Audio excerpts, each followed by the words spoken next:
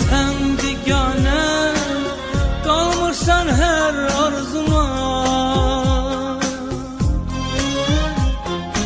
məsləhəti öyüdüm kömək olur hər zaman. Neçə dəfə xətrinə mən deymişəm anacan,